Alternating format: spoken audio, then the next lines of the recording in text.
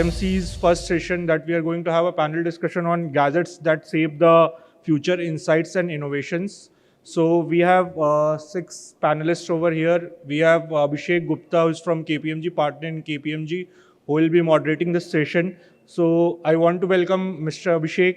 If you can come over here and welcome the panelists. Thank you. Good afternoon, everyone. I know it's after lunch and it's gonna be a difficult session. So thanks for the fascinating opportunity of discussing and debating the gadgets that shape the future. And with me, I have a great set of panelists who come from the complete life cycle of the gadgets, from the VLSI to the Meta of the world, who are creating the data, who are processing the data, who are storing the data. So, would like to invite my co-panelist Sunil Dutt from Reliance Jio, Divya Chaudhary from Bharti Airtel, Sunil Patil from Qualcomm, Jayanta Day from HFCL. I have Alan Norman from Meta, Gururaj MD from Optimus, and Raghavan Sampath from MediaTek. Please welcome all the co-panelists. Guys, please join us on the stage.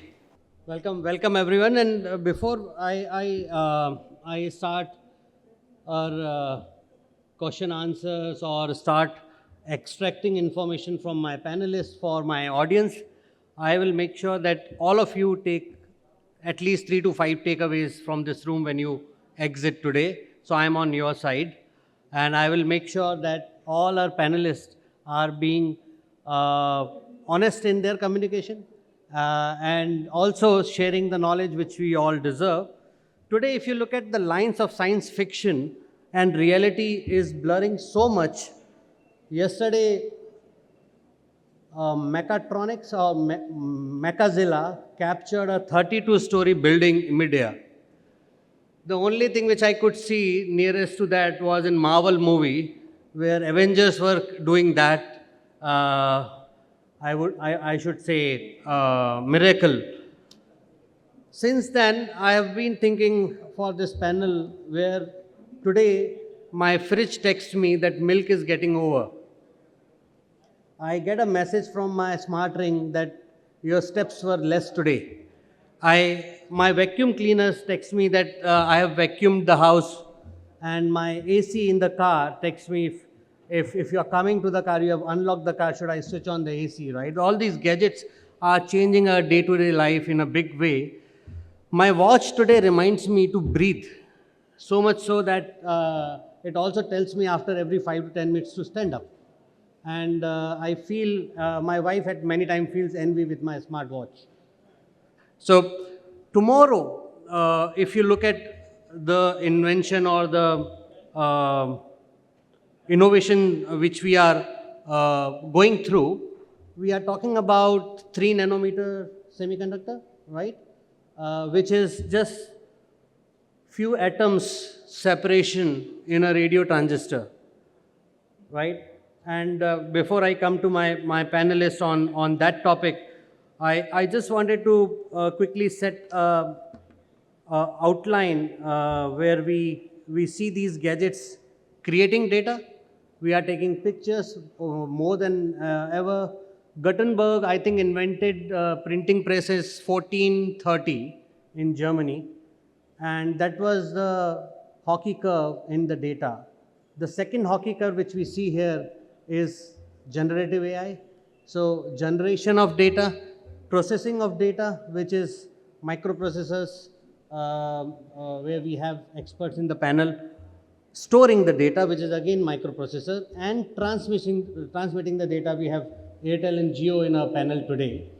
What I'll do is, before I start the Q&A round, I would like my panelists to introduce themselves with their favorite gadget, which they use on a daily basis, and also telling me what do they expect from the future. So let's start with Sunil. If you could introduce yourself, telling your favorite gadget to all of us. Also, what do you expect from the future?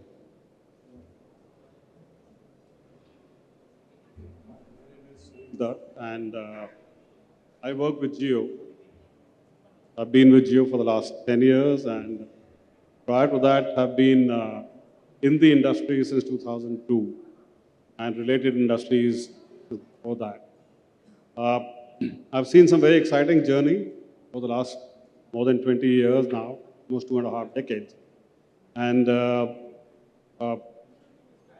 the interesting part of this industry is that you can always keep looking forward to something new. And there's never a boring moment in this industry. There's always innovation happening. A lot of people who ask me about what do you expect from the future, what I say is that uh, the best of the future experts, I think they throw away their crystal balls because the industry goes much beyond and does much more than what one would expect. So no matter what we discuss today about future, I think the industry will redefine all of that every 6 months to every 12 months. I think that's in terms of expectations. My expectation is that no matter what happens, no matter how it evolves, it needs to make life better and life simpler for all of us across the world. Hi everyone, this is Divya this side from Airtel. I've been with Airtel for almost a decade, multiple roles, sales and marketing. I've also worked in Amazon for close to 3 years. I was leading the sales team for the global trade business. And I've just joined Airtel back, so you can imagine the dynamic nature of the telco industry. Can't stay out of it for too long. And I think what Abhishek asked, I think in terms of gadgets, of course, I spend the maximum time on my mobile. And I'm looking forward to a device which will steer me away from the data addiction that I'm going through with the user-generated content on Reels, etc. So yeah, looking forward to, I think, hear from, the industry stalwarts in terms of what the future has to offer. And of course, how do we translate it for consumers? That future is here, and how do we make it more accessible to them? Hey, hi, good afternoon, everybody. My name is Raghavan, and I've been with MediaTek for more than 5 years, and I'm heading their business development and strategy for India market. So coming to the most interesting gadget is, let me talk about the future, how silicon is going to change, right? So we are talking about silicon implants in brain, silicon implants in your body, silicon implants everywhere, right? So that is how the semiconductor industry is driving the gadgets world. So silicon becomes the critical aspect of the gadgets. It could be your home, it could be mobile phones, laptops, automobile, office. So that's what the semiconductor industry is driving the entire gadgets, consumer gadgets for the future. So what I would look at is it should, as Sunilji rightly said, it should make life simpler, and also these give the aspect of your health. It should also take care of your health because health is becoming more and more important. And it also has multifaceted and dimension for students at home. So gadgets needs to kind of improve your lifestyle, improve your health, and improve your well-being. So that's what I'm looking towards.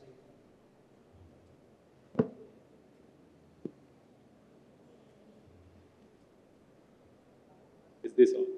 Okay. Hi, so my name is Sunil Patil. I lead a product management in Qualcomm, responsible for cellular connectivity. And in terms of kind of new devices, really what I personally find very exciting is how we are going to change the interaction gadgets. Very specifically, all these, clearly everybody is following the developments in generative AI, you mentioned. But at least these generative AI models will revolutionize the way we interact with these gadgets. I think these LLM or large language models are much more capable in interpreting what the language itself, and with technologies such as voice recognition and speech recognition, I think it will completely transform how consumers interact with these gadgets. And at least from Qualcomm perspective, we are enabling on-device Gen AI capabilities, which should enable such new use cases and different ways of interacting with gadgets. Personally, at least today, I really like my smartwatch, uh, mainly for my health related, my exercise, how many steps I'm taking. Uh, you know, I even wear it during swimming sometimes. So I'm able to keep track of all my activities. Uh, so again, I look forward to even newer capabilities that will come with the smartwatch. Good afternoon. Jayanta De, responsible for the 5G products in HFCL. I have been in HFCL for the last 3 years. Prior to that, I was for close to 30 years in Wipro, where I was leading product development of various products. So coming to the question, my favorite gadget, I think it is the AR/VR device. As such, AR/VR devices have been there for close to 10 years.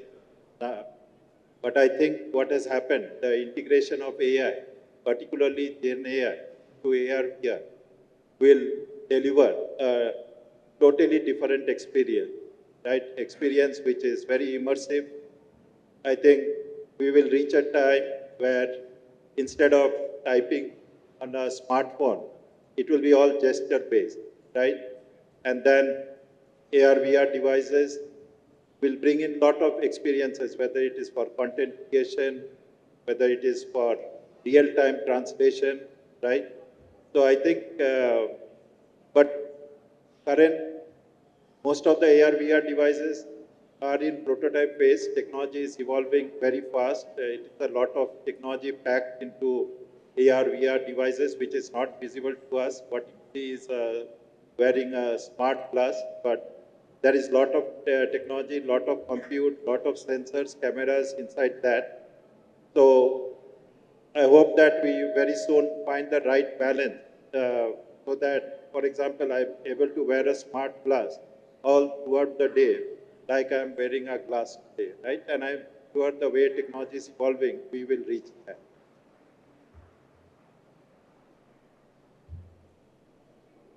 Thank you. I'm Alan Norman, Meta Platform, Public Policy Director. And I love the question. I think we're in a very exciting time right now. Because like when the internet came out, mobile networks came out, truly can deliver data. The advent of AI right now happened with large language and generative AI become a game changer. Glasses that I'm wearing happen to actually connect to the internet. I can take a picture which is worth 1,000 words to get an explanation or advice, like that. Many of the things that you just talked about are now something that I can wear all day. Thank you. There's so many possibilities happening here, but some of the requirements are that it's wear it all day, people are comfortable, safe, doesn't get too hot, on battery life. Next, there are immense requirements. All of us are working. But I think now is a very special time of all the different opportunities, AI and all the technology. My name is Guru Raj. I represent an Indian electronics manufacturing company called Optimus. Before this, I was heading the Wistron factory, which was the iPhone manufacturer in Bangalore. Before that, I was involved in the setup of Flextronics in India. So, today Modi ji, in one of the earliest, and I'm a manufacturing guy. On this panel, there are people who get you the technology, then there is the operator, the service provider, but then you need an affordable device, right? Today, one of the first things that Modi ji said in his speech is we need affordable devices. And that's what is the job of, finally it falls on the manufacturer to, use all these technologies, make, an affordable device in whichever geography it is. So that's the role that I have played for the last 20 years. But to Abhishek's question, what is your favorite gadget? Abhishek, I have a 93-year-old dad. and and I am working with startup in Bangalore. And we all know that you can have my dad wears his watch, which is being I can't name it because of undisclosed reasons, but there is something very unique about this startup. While we know glucose monitoring, heart rate, saturation, etc., which are standard things, is being done right now on on watches, and probably will happen through wearables, hearables in future. But this device actually can predict a blood clot, can predict a fall, and the startup in Bangalore is working on that. So, which means that it actually, non-invasive or whatever way, detects even your neurological, health based on general health parameters. So that is my favorite device. Perfect. I think one thing which I can take away from all of your uh, inputs is humans are now have moved from being Homo sapiens to Homo technologicus, and Homo technologicus is the era where humans and technology is inseparable. And I'm sure everyone in this room sitting here today has one or more than one gadgets with them. And without these gadgets, we cannot survive. So that those Homo technologicus, the question in front of all of us is not what next. The question is what and how fast we can reach there, right? The kind of innovation speed or the technology life cycle which we see now with 3 nanometer semiconductors coming out, AI being at the right time, 5G enabling those use cases. What are the top 3 disruptive use cases which you see, which are coming from the fusion of these multiple technologies coming together? Anyone wants to take that? Any disruptive use cases because AI, 5G, 3 or 5 nanometer semiconductors, miniaturization of devices, which are the top use cases which you'd see will be adopted by the industries very soon?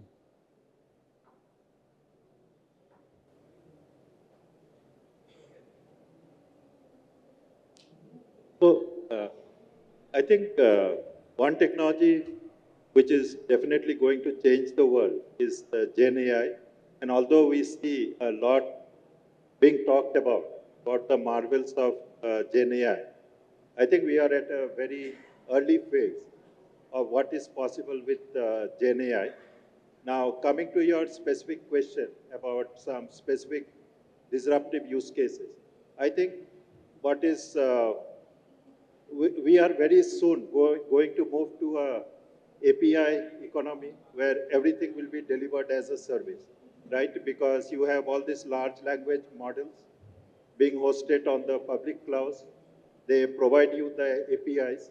So the entry barrier to build a new application has definitely significantly reduced.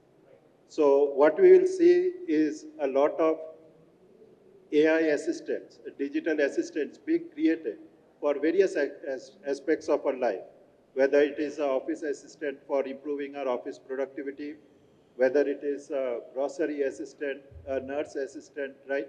So we will see all these digital assistants making our life simpler, less complex, and giving us more time for our hobbies, right? So that I think is one thing that I see happening. The other area that I see getting disrupted quite a bit is with respect to gaming and entertainment. I think what we are seeing today, content creation, requires a lot of investments, right? And that's why you have big studios in Hollywood, or even if someone like Netflix has to invest a lot in creating content. I think what Gen AI is going to do is going to democratize content creation. I believe we will see a lot of AI digital studios where it will make it possible for a small company to create content, right? And definitely, I think when it comes to movies and films, definitely small and low budget films, right, can be created by this AI digital studios. So these are, two use cases that do come to my mind. We, we need to look at these use cases. I think what we need to do is to look at what is happening in the environment around us and what is our daily life. So if you look at that, I think for the large population, I think one is the connected home and simplified home. With more and more of population becoming, single families and everybody working, and so that simplified connected home is something which is, I think, is something which is going to be impacted. And all of this, as you said, is because of all the AI development that you see, and you move around the IMC, you get to see how much of that is happening really. The second disruption that I see happening is in healthcare, and wherein whether it's remote healthcare or whether it is, on the spot healthcare, and the gadgets which now interface with medical devices, etc., to be able to provide information. I think that is the other area which I see getting disrupted. The third area that I see getting disrupted is education. And I think that is something which, with the next gen adopting, the AI models and adopting them much faster, I think education is the other one which is going to get impacted. Besides, of course, all the areas that you mentioned. So I think those, to my mind, if I was just name three of them, of course, it's a whole lot more than that. Of course, healthcare was one of the points which I wanted to touch, but let us also not forget about the roots, right? So food and agriculture. So today, that segment looks like untouched, or there is no much disruption other than some drones kind of helping them to do pesticiding and other things. But I feel the consumer, it's not a consumer gadget, but the AI and the electronics and the technology itself. Because without agriculture and without food, Yeah. nothing exists. So agriculture, sorry. So three of my panelists have claimed that in near future, all our interaction, the first interaction will be AI, be it for education, be it for healthcare, be it for social interactions. So the first touch point of the humans will be AI. The way enterprises will be talking to other enterprises in a B2B scenario, where a procurement bot will be talking to a purchase bot of another organization. If that is the future, what are the challenges of implementation of such technologies from the risk, compliance, governance perspective? If someone wants to take a shot on that. I just want, with your permission, Abhishek, to address the previous question. From a manufacturing perspective, device manufacturer, one of the very interesting things going on is a modular smartphone, right? And that modular smartphone is, you can change cameras, you can change batteries, you can change your display. It's modular, so you plug and play what you want. And Google is testing this right now. And I can't say how I know this because I've been involved in those discussions in which company, but Google is testing this. So to me, that's quite revolutionary, where we can choose, we can actually decide the kind of phone and change things. Coming to the challenges, there are challenges that everybody talks about, right? Privacy, affordability, bandwidth requirement, etc., etc. But I think, again, when I look at it from, all the technology that is available, to me, as, a manufacturer who finally has to build the product, its cost. Can we make all these things that the gentlemen are creating, can we make, particularly in a country like India, affordable devices? And that's exactly what the Prime Minister said today. So, earlier you asked which device could be revolutionary or has disrupted, right? Clearly I see, and it's kind of already happening, the glass I mean, Alan is wearing those glasses. I think that has potential to really disrupt how, how we, like, how we move away maybe from smartphones to some extent, at least. Uh, but then I think that there are several challenges, some of which were mentioned. Now, to enable something, a form factor like that, you need a highly optimized, integrated circuit that can process audio, video, be able to run generative AI models that we've been discussing very efficiently within the thermal constraints, and has to be very light in weight and should be able to charge very quickly. So all these challenges is really also makes it very exciting. I think we are together with our ecosystem partners, we are addressing those. But that just tells you like how what kind of challenges are there. But I think those are getting addressed. Very daily. And I think just to add on, I think AI, if I look at it and, even from a Gen AI standpoint, there can be three possible aspects, right? The first is, in a country like India, where still there are, close to 250 million consumers who are still using feature phone. How do we get them to smartphones? Because AI is like the next big thing, but we're really not there yet.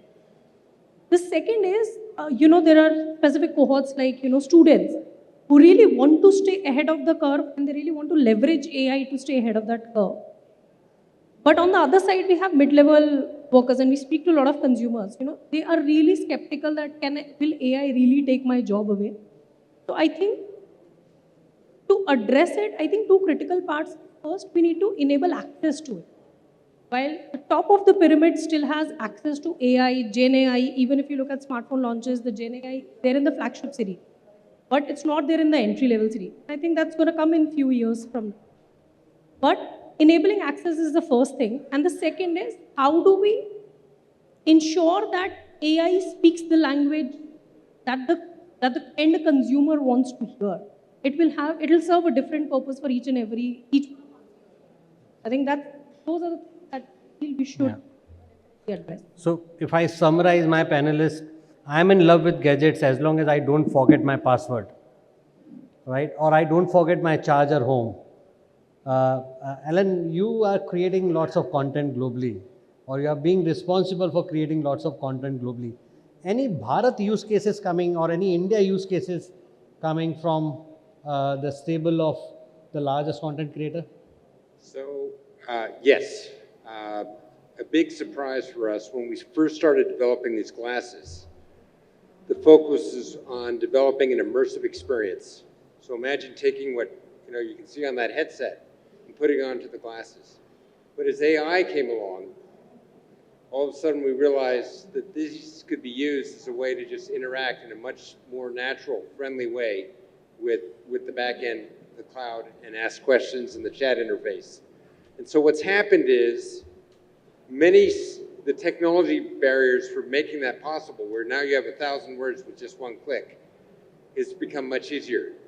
And so it's very early days, but we think that there's a very simple way to interact and learn and evolve. And so now there's just simple things like help translate what I'm looking at, help me hear better based on who I'm looking at, be my eyes if I'm someone who's not sight impaired, which are all very powerful things. But that's just the beginning, and we don't know, because so many users, we get the advantage of learning what people do and can evolve and improve from there. Any other Bharat use cases coming from the Yeah, so, while AI is on the one hand impacting a lot in terms of doing what agriculture and remote healthcare, etc. At a very basic level, if I was to talk about the Bharat use cases, it's about how AI has been utilized by us for getting an experience to those people who've never been included in the digital life, in terms of the ones who are onto 2G phones. So to be able to bring them into a digital life through Jio Bharat phones. So we utilize those AI capabilities to be able to marry the cloud and the device to be able to provide much more in terms of experience and mobile broadband to these customers. And one of the biggest use cases on that is the digital payments for all these people who are not included in that. So not only in terms of, yeah, it's that inclusion in terms of not only being able to receive and send money, but also to be able to scan QR codes and to be able to get that soundbox alerts on your phone. Besides getting live TV, live cinema, and chats, group chats, etc. So I think at a very basic level, you have to see that is one innovation which is happening. And on the other hand, what was just spoken about, in terms of reaching out to the remotest parts of this country, and it's a journey, it's a process, but it's getting there. Just to add on to this, I think another use case for AI, and I think this is something that we just launched a couple of weeks back, is with the explosion of devices and connectivity being accessible, there's a lot of problems that we face in terms of fraudulent calls and messages. Lakhs and lakhs of people have lost their life savings to such scams, and I think that's it's an India problem. It's not a Bharat problem or a metro problem. It's an India problem. And I think the way we leveraged AI to really identify and flag calls and SMS as suspected spam is just a first step in that direction.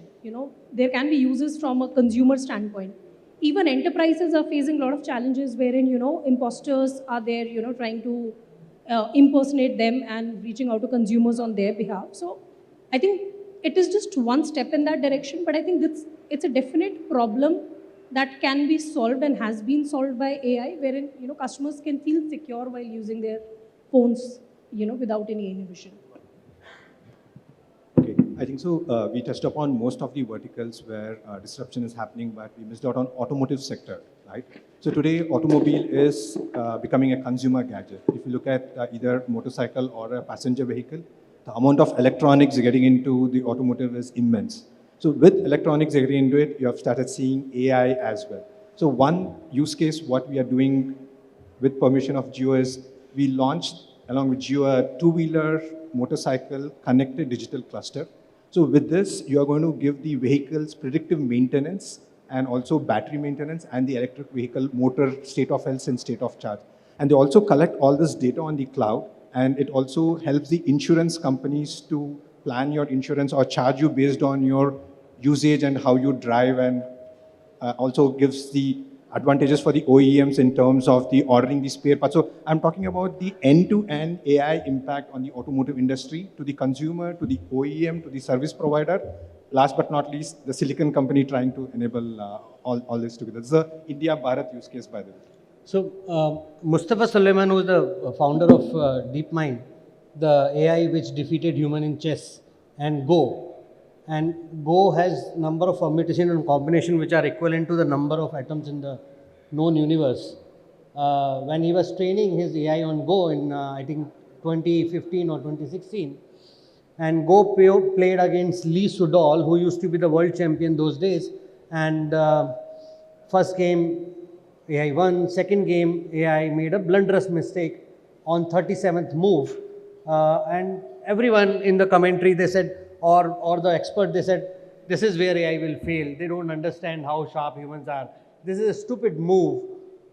But Lee Sedol stood up, and for 15 minutes after walking, he played his next move, and he realized that was a master stroke by AI, because that many permutation and combination human brain couldn't do so far. So that move is known as move 37.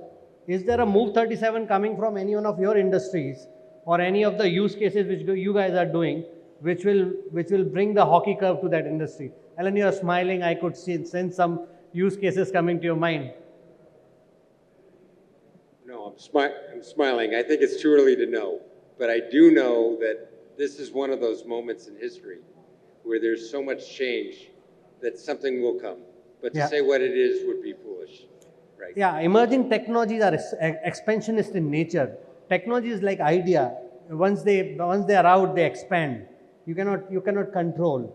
The only control technology globally is nuclear tech, right? But Okay. AI is out of the genie is out of the box. Yeah, the genie's out of the box. And what I'd also say is that there's a huge amount of innovation investment happening around wearables. Wearables. So whether it's, these glasses that I'm wearing, but the devices on your wrist, for example, we're working on a wristband that you can use to control what's on your glasses as input and so on.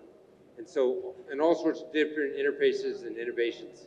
And so, can't say what will happen, but now's a very ripe time and fertile environment for lots of change. Sure. Can I say something? Just coming back to the hardware part, right? Because I'm talking of the hardware aspect all the time. One of the key challenges, Abhishek, is how do you create batteries that can last that long to manage all these technologies, right? They need a large amount of energy. You're right. I mean, the phone that I have here, if I may say this, I'm very proud of it. Keep it close to my heart, by the way, because I headed Wistron. This is the first iPhone 8 Plus made out of Bangalore. And I haven't changed my phone since then, 7 years back, and because it's very dear to me, built in my factory. But as I see it as a hardware guy, how, the energy that you can produce out of, as devices get smaller and smaller and smaller, and you need more and more and more lifetime, batteries to last longer. The battery technology still hasn't evolved to the same extent in hardware as other things have. That's going to be a challenge because all these technologies need a lot of power, energy to make it happen in the device, right? So is power a challenge? It's a challenge in the sense that, as I see it, Vishek, is as we move towards a lot of the futuristic things we are talking about, one of my concerns personally is one thing that we have not moved forward is too much on the battery technology. Okay. Right, that's one of the reasons why even solar, storage still remains a concern in this world. Am I right, sir? So storage of energy, whether it be a solar battery, whether it be a kind of mobile battery or whatever. So in one of the concepts that is even being talked about is even in a mobile phone now. I mean, there's talk about having solar charged batteries, right? Your phone has this thing on top, and you give it out in the sun, and it will get it's a solar battery inside. So that's one way to keep your phone going all the time. So yeah, I mean, to your point, is it a challenge? Yes. But is there work going on to find a solution to yes? The answer is yes. And I think the world will find a solution. Yeah, I just wanted to add, I think energy consumption, right, is definitely a challenge. In fact, if you have followed the energy consumption trends in data centers, right, it has gone through the roof. IEA, which is the International Energy Agency, has predicted that by 2026, we will, all the data centers where most of the AI workload training and everything else happens, will consume 1,000 terawatt hours. That is equivalent to the energy consumed by a country like Japan. So we definitely, while we are so excited about Gen AI, current technology, right, needs to evolve. So for example, GPU, we all talk about GPUs, but GPUs originally came for 3D graphics. Okay, it was not meant for AI workloads. It did one mathematical operation very well, and that's how GPUs came along. So we definitely need the next generation silicon, and we have, Qualcomm, MediaTek represented here. Yeah. They are doing a lot of work on NPUs, on CPU, TPUs, NMUs. right? All Yeah. integrated into a SoC, right? Yeah. So we need these power efficient devices. And second thing that needs to happen is, we all every day see a news item about a large language model. Every day, a new large language model comes, which has, 100 billion, multiples of 100 billion parameters. but they are consuming a lot Yeah. of energy. So we need to move to, small language models, which can fit into a device, right? And which again does one task, but does it well, right? So I think energy is definitely one area we need to keep a close eye on as we evolve this next generation gadgets. Right, right. Alan, you are So there are two areas where energy, power consumption, thermals are become very important. That's around communications and the architecture of the network. So one is to save power and save communications. You want to push the communications close to the device, or all the computation as close to the device, the end device as possible. So putting a lot of that logic on the phone is very important when we enable the functionality in the glasses. But the second thing is the link between here and here has to be very efficient and low energy. And the way to accomplish that with these very large channels. And so there's a lot of work. Jio and Airtel and Qualcomm and Meta are very involved in negotiations around that. But that is a key enabler to making these low energy efficient devices possible. All right. While energy is a big concern, I think quantum is around the corner to help you solve a big compute at much less heat and power.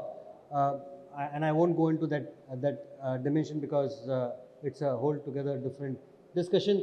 While we are talking about energy, right? From the ESG perspective, any gadgets or any innovations which are coming out from your stables, which are a lot more about tracking of ESG or reducing the carbon emissions, or within your enterprises you are doing any use cases which can reduce the emissions, or any gadgets which are innovating gadgets which are going to help the planet. It is a lot of things need to come in place. I think we touched upon some of it. Alan talked about what is edge computing, right? Moving as much compute closer to the edge, right? So that is one way. The second topic we discussed about on-device AI, right? Yeah. So these are some of the ways by which we can address some of these challenges around carbon emission, around sustainability, right? Because today just a simple ChatGPT query consumes around 2.9 watts of energy. And so you can assume, imagine when there are millions of such queries going on. And as you move along, I'm just talking about just a query. So as you move around using Gen AI for image, video, the amount of energy that you will require for each such inference or each such query is going to be significant, right? So I think this is, again, something we really need to look into very closely. I think, in terms of ESG, you mentioned, I think automotive is one area where there is a lot of Gen AI technology. So just cars are getting more intelligent. And I think the both electrification of cars makes it very, it just somehow gels very well with the revolution that's happening in bringing in the more intelligence in the car and just more efficient utilization of the battery. And we're talking about self-driving cars. I think we're not there yet. I think there's a lot of work happening. But in general, I wanted to ask both of you a question. Yes. Is going further down on the nano route is the future, or the future lies in making the existing chip more efficient? Sorry, going down? Existing semiconductors. Like my question is, with improvement in lithography and the best of the best lasers on the planet, right? The race is of reducing the nanometer scale of the semiconductor. Is that the way forward, or improving the efficiency of the existing one is the way forward? I think it has to go hand in hand. In a way, of course, and I think your slide showed earlier Moore's law. I mean, clearly, as we've been saying, it's plateauing. So the gains, power efficiency gains that you get Exactly. are not what they used to be, but they're still very important. And at the same time, just that is not going to be enough. You do need to design a proper, software stack on top of that to make the most efficient use of it. Uh, so right now, I think that's still the path that the industry is going to continue on. Trying to reduce the kind of newer and newer node technologies, uh, and of course, from our perspective, make the most efficient use of GPUs, NPUs, CPUs on the SoC to take the advantage of the processing capability in the most efficient way. Got it. Yeah. Okay, to answer your ESG question, right? Because of AI, there is bytes of data, and data centers are one of the most talked about in terms of power consumption. Right. So two things. One is going down the nanometer is the way. It's kind of, as I said, it's a balance. So where you need the lowest nanometer, like 432, right? This is where you are doing the high-end computing. It could be your laptops or the mobile phones, where you're integrating CPU, GPU, NPU, and a lot of other stuff, including the modem, into a small footprint. But there are still applications where you don't need to go down the 3 or 4 nanometer. Right. So in terms of the going down the nanometer, it's specifically the use case and the requirement, but there are still higher nanometer nodes being still in demand. Excellent. So my key takeaway is future is happening now. Many of these emerging technologies which are fusing together are creating everyday new use cases, and it is impossible to avoid that future. Security is a key concern in implementation. Access control, data privacy are the challenges in the deployment. The question is not what next, the question is how fast we can move. And with that, I'll open up the floor for the Q&A. If any one of you have any questions for my panelists, please feel free to ask your questions. Anyone want to raise your hands and ask a question? Hello, I'm Kesvi Loka and I'm from Sandhya Kanya Vidyalaya. The question I wanted to ask is, we as the next generation, what type of skill sets are we supposed to be preparing for the coming? So, it's a very good question because in India, we had the largest number of software developers, programmers, right? But programming always will be important, okay? So it's an important skill. But there are other skills around, knowing things around data, right? How to handle data, right? At scale, in motion. That is a very important skill to build, right? Which means when you are in school or in college, going to college, right? Knowing about databases, knowing about file system becomes a very important skill. And in general, one thing, the most important skill that you need to build is the ability to learn new technologies. Because what you learn today will not be relevant after a few years, right? But you should build in yourself the skill, the eagerness, the curiosity, right? To learn new technologies. So that would be my advice to you. Thank you. Thank you all for the session. I'm Arya from Nokia. So I have a question so when you are designing, so I think you all represent the ecosystem of manufacturing of gadgets and the industry behind it. So for example, in AR VR headset, so we figured out that the motion sickness is a bigger problem when we are using it for gaming or whatever purposes. So how much thought process is going into kind of develop or innovate the next gen of gadgets on the psychological impact and the consumer way of using it so that you could make a more better gadget right from the beginning?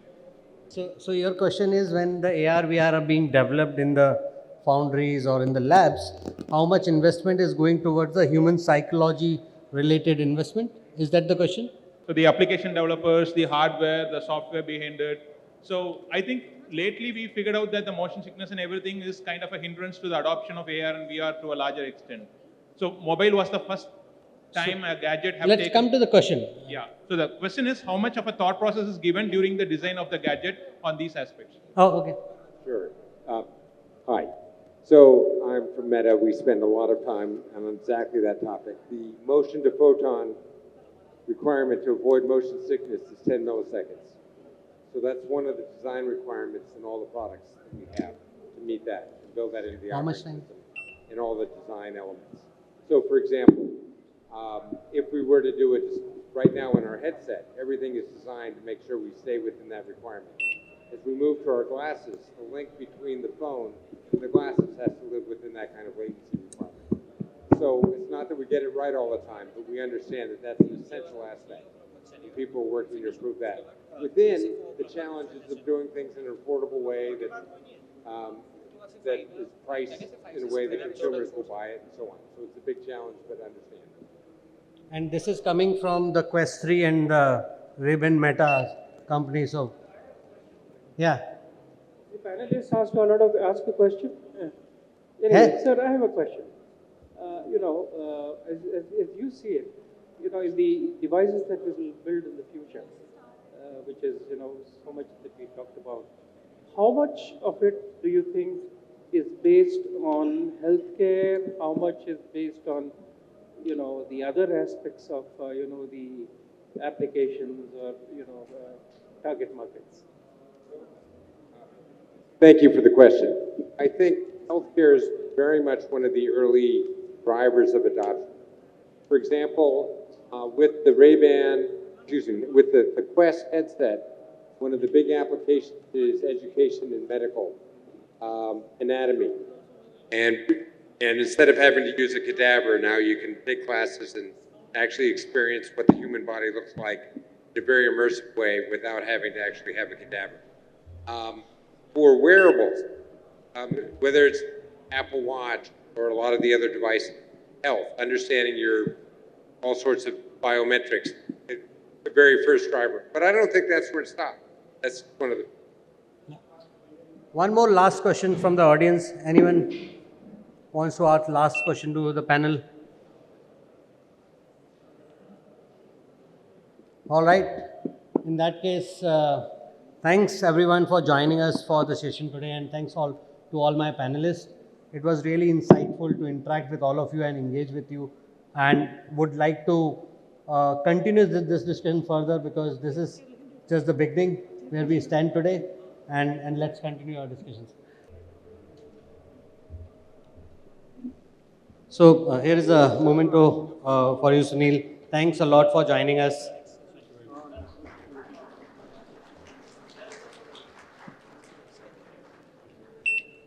Divya, great insights on cyber and the use cases.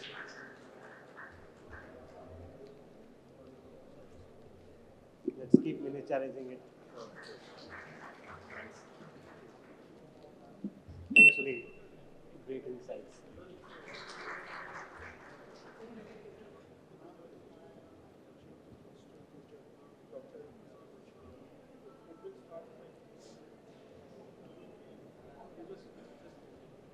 Thank you, Jan.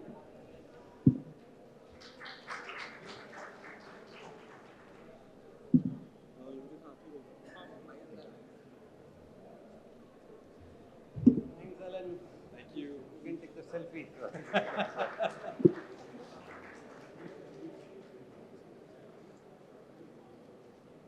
Thank you.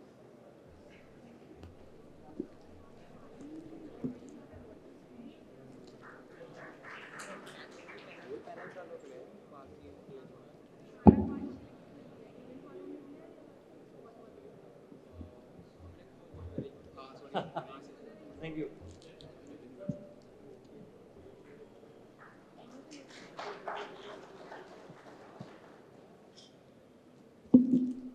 Thanks, everyone.